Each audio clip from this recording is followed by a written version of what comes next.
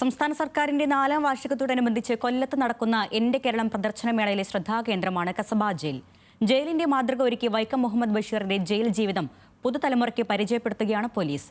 ബഷീറിന്റെ മകൻ അനീസ് ബഷീർ മേളയിലെ കസബ ജയിൽ സന്ദർശിച്ചു.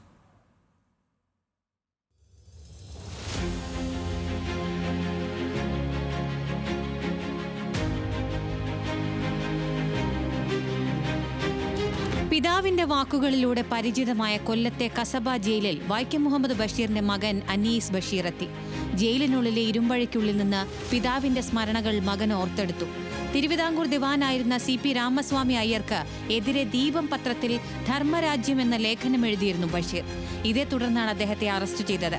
നമ്മൾ പിന്നിട്ട് പോയ വഴികൾ അറിഞ്ഞാലല്ലേ നമുക്ക് മുന്നോട്ട് കുതിക്കാൻ പറ്റുള്ളൂ. പിന്നോട്ട് കുതിച്ചാൽ നമുക്ക് അതിനുവേണ്ടി മാത്രം ബഷീറിനെ അറിയാനും ആഗ്രഹിക്കാനുമുള്ള ആൾക്കാർക്ക് മനസ്സിലാക്കാൻ പറ്റുന്ന നല്ലൊരു വേദി, ഒരു പവലിയൻ കൂടിയാണ് ഇത്.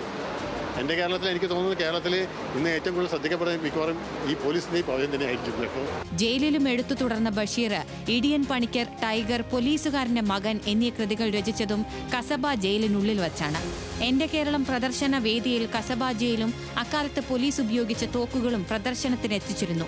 ബഷീർ എന്ന കഥാകാരന്റെ ജീവിതം കലാപരമായി അവതരിപ്പിച്ച പോലീസ് ഉദ്യോഗസ്ഥർക്ക് നന്ദി പറഞ്ഞാണ് അനീസ് ബഷീർ പ്രദർശന വേദിയിൽ നിന്ന് മടങ്ങിയത്. ന്യൂസ് മലയാളം, കൊല്ലം.